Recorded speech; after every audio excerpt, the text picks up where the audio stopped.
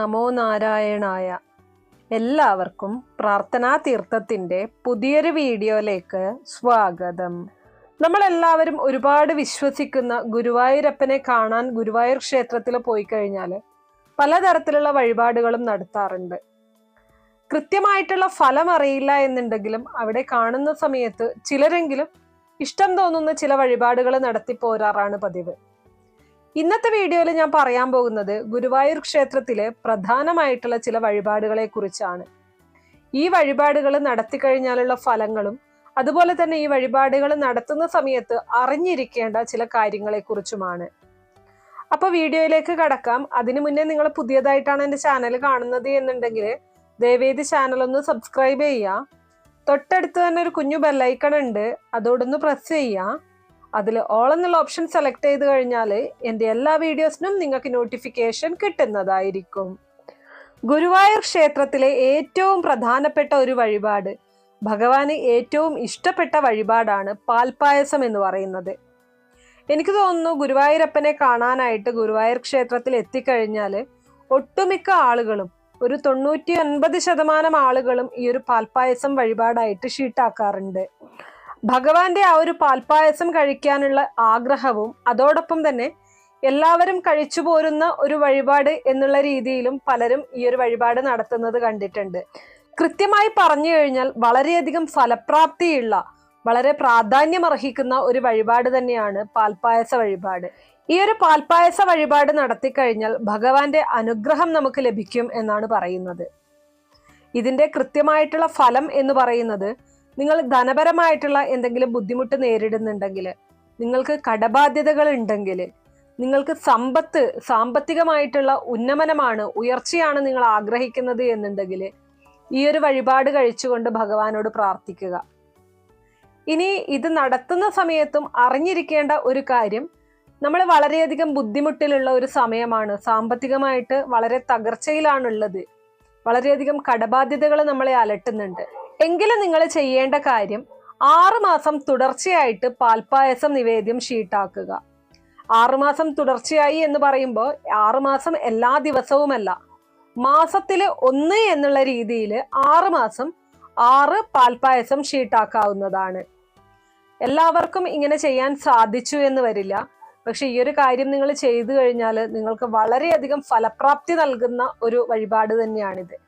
6 മാസം തുടർച്ചയായി 6 പാൽപ്പായസ വഴിപാട് നിങ്ങൾ നടത്തി കഴിഞ്ഞാൽ നിങ്ങളുടെ ഏത് ആഗ്രഹമാണോ, ധനപരമായിട്ടുള്ള എന്ത് പ്രശ്നമാണോ നിങ്ങൾ നേരിടുന്നത്, കടബാധ്യതയാണോ എങ്കിൽ നിങ്ങളുടെ ആ ഒരു കടബാധ്യത കുറഞ്ഞു വരുന്നത് നിങ്ങൾക്ക് കാണാൻ സാധിക്കും. ധനപരമായിട്ടുള്ള പ്രശ്നങ്ങളാണോ, നിങ്ങൾക്ക് ധനം കൈവരുന്നത് നിങ്ങൾക്ക് അറിയാനായിട്ട് സാധിക്കും. സാമ്പത്തിക ഉന്നമനമാണോ, നിങ്ങൾക്ക് സമ്പത്ത് വർദ്ധിച്ചു വരുന്നത് നിങ്ങൾക്ക് അനുഭവിച്ചറിയാൻ സാധിക്കും. അപ്പോൾ ഈ ഒരു കാര്യത്തിൽ നിങ്ങൾക്ക് ചെയ്യാനുള്ളത്, എല്ലാവർക്കും എല്ലാ മാസവും ഗുരുവായൂർ ക്ഷേത്രത്തിൽ എത്തുക എന്നുള്ളത് ഒരല്പം ബുദ്ധിമുട്ടുള്ള കാര്യം തന്നെയാണ്. പക്ഷെ ഏതെങ്കിലും വിധത്തിൽ നിങ്ങൾക്കിത് സാധിച്ചെടുക്കാൻ കഴിഞ്ഞാൽ വലിയ മാറ്റം തന്നെ നിങ്ങളുടെ ജീവിതത്തിൽ കൊണ്ടുവരാൻ അതിന് സാധിക്കും. ഇനി അടുത്ത ഒരു വഴിപാട് എന്ന് പറയുന്നത് നെയ്ജപമാണ്. പലർക്കും ഇതിനെക്കുറിച്ച് അറിയില്ല. ഗർഭിണികളായിട്ടുള്ള സ്ത്രീകളാണ് കൂടുതലും ഈ ഒരു വഴിപാട് നടത്തുന്നത്. ഗർഭസ്ഥ ശിശുവിന്റെ ആരോഗ്യം മെച്ചപ്പെടാനും അതുപോലെ തന്നെ ഗർഭരക്ഷയ്ക്കുമായിട്ടാണ് ഈ ഒരു നെയ്ജപം ഷീട്ടാക്കുന്നത്. അതല്ലാതെ മറ്റു പല കാര്യങ്ങൾക്കും ഈ നെയ്ജപം ഷീട്ടാക്കാറുണ്ട്. എന്നിരുന്നാലും അതിന്റെ മെയിൻ ആയിട്ടുള്ള ഒരു ഫലപ്രാപ്തി എന്ന് പറയുന്നത് ഗർഭരക്ഷ തന്നെയാണ്. നെയ്ജപം വിശേഷിക്കപ്പെട്ട മന്ത്രങ്ങൾ കൊണ്ട് ജപിച്ച് ഗുരുവായൂർ മേൽശാന്തി ഉഷപൂജയ്ക്ക് നെയ്യ് ജപിച്ച് ഭക്തർക്ക് കൊടുക്കുന്നതാണ്. ഈ ഒരു നെയ്യ് നമ്മൾ കഴിക്കുകയാണ് വേണ്ടത്. ഗർഭിണികളായിട്ടുള്ള സ്ത്രീകൾ കഴിച്ചാൽ, അതുകൊണ്ട് തന്നെയാണ് പറയുന്നത്, ആ ഒരു കുഞ്ഞിന്, ഗർഭസ്ഥ ശിശുവിന് എല്ലാ തരത്തിലുള്ള ആരോഗ്യ ഗുണങ്ങളും ഉണ്ടാകും. ഇത് നടത്താനായിട്ട് ഒരു ദിവസം മുൻപ് തന്നെ പേരും നക്ഷത്രവും പറഞ്ഞ് വഴിപാട് ഷീട്ടാക്കേണ്ടതായിട്ടുണ്ട്. പിറ്റേ ദിവസം, അതായത് നമ്മൾ ഏത് ദിവസത്തേക്കാണോ നെയ്ജപം ഷീട്ടാക്കിയത് ആ ദിവസം ഉഷപൂജ ശീവേലിയൊക്കെ കഴിഞ്ഞ് മേൽശാന്തി പ്രസാദം കൊടുക്കുന്ന സ്ഥലത്ത്, അതായത് ഗണപതി ക്ഷേത്രത്തിനടുത്തായിട്ട്, അവിടെ നിന്ന് ഭക്തർക്ക് നെയ്ജപത്തിന്റെ പ്രസാദം കൊടുത്തു വരുന്നു. ഇതിന്റെ പ്രധാന ഫലം ഞാൻ ഈ പറഞ്ഞതുപോലെ ഗർഭിണികളായിട്ടുള്ള സ്ത്രീകൾക്കാണ് അതിന്റെ ഒരു ഗുണം ലഭിക്കുന്നത്. അതുകൂടാതെ കാര്യസാധ്യത്തിനൊക്കെ ആയിട്ടും ഈ ഒരു നെയ്ജപം ഷീട്ടാക്കാറുണ്ട്.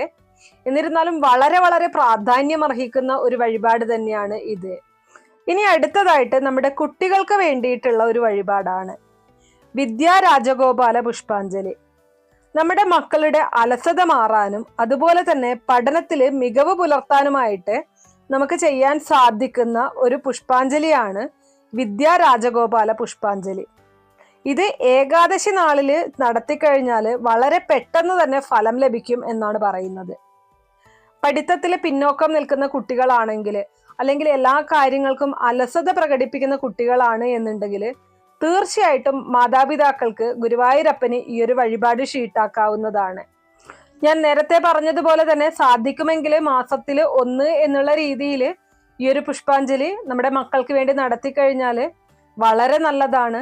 ഇനി അതിന് സാധിക്കാത്തവർക്ക് ക്ഷേത്രത്തിൽ വരുന്ന സമയങ്ങളിൽ മക്കൾക്ക് വേണ്ടി ഈ ഒരു പുഷ്പാഞ്ജലി നടത്തുക. വളരെ പെട്ടെന്ന് തന്നെ ഫലം ലഭിക്കുന്ന ഒരു പുഷ്പാഞ്ജലി തന്നെയാണിത്. ഇന്ന് പല കുട്ടികളിലും ഉണ്ടാകുന്ന പ്രശ്നമാണ് അലസത, മടി പോലുള്ള കാര്യങ്ങളൊക്കെയും. അപ്പൊ അങ്ങനെയുള്ള ഒരു ബുദ്ധിമുട്ട് നിങ്ങളുടെ കുഞ്ഞുങ്ങൾ നേരിടുന്നുണ്ടെങ്കിൽ തീർച്ചയായിട്ടും ഒന്ന് ഗുരുവായൂരപ്പന്റെ നടയിലേക്ക് കൂട്ടിക്കൊണ്ടു പോവുക, ഗുരുവായൂരപ്പനെ ഒന്ന് കാട്ടിക്കൊടുക്കുക, ശേഷം ഈ ഒരു പുഷ്പാഞ്ജലി ഒന്ന് കഴിപ്പിക്കുക.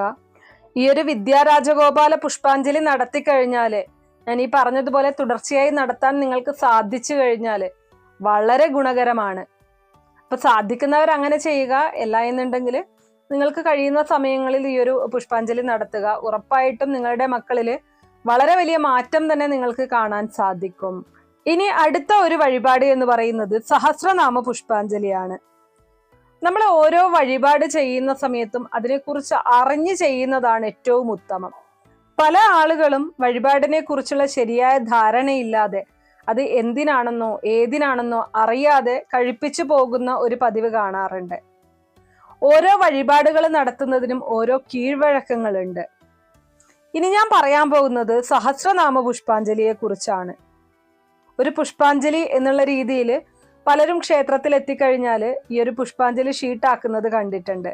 സഹസ്രനാമ പുഷ്പാഞ്ജലിയുടെ ഒരു ഫലം എന്ന് പറയുന്നത് നമ്മുടെ സാമ്പത്തിക സ്ഥിതി നിലനിന്നു പോകാന്, അല്ലെങ്കിൽ നമ്മുടെ ആ ഒരു സാമ്പത്തിക ഭദ്രത നിലനിന്നു പോകാനായിട്ടാണ് നമ്മൾ ഈ ഒരു പുഷ്പാഞ്ജലി നടത്തേണ്ടത്. അപ്പൊ നമ്മൾ ഈ ഒരു പുഷ്പാഞ്ജലി നടത്തുന്നതിന് മുന്നേ ആയിട്ട് നമ്മുടെ സാമ്പത്തിക സ്ഥിതി ഒന്ന് മെച്ചപ്പെട്ടു വരണം.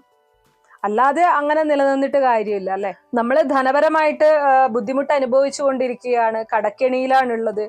ആ ഒരു സമയത്ത് നടത്തേണ്ട ഒരു പുഷ്പാഞ്ജലി അല്ല ഈ ഒരു സഹസ്രനാമ പുഷ്പാഞ്ജലി എന്ന് പറയുന്നത്. ആ ഒരു സമയത്ത് നമ്മൾ ചെയ്യേണ്ടത് ഭഗവാന് പാൽപ്പായസ നിവേദ്യം നടത്തുക എന്നുള്ളതാണ്. പാൽപ്പായസം വഴിപാട് ഷീട്ടാക്കുക എന്നുള്ളതാണ്.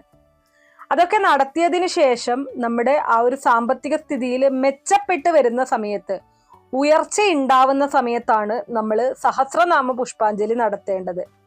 അതായത് നമ്മൾ ആദ്യം ഗുരുവായൂർ ക്ഷേത്രത്തിൽ പോയി കഴിഞ്ഞാൽ നമ്മുടെ ബുദ്ധിമുട്ടുകൾക്കനുസരിച്ച് നമ്മുടെ ആ ഒരു ധനപരമായിട്ടുള്ള പ്രശ്നങ്ങൾ മാറാൻ പാൽപ്പായസ വഴിപാട് നടത്തുന്നു.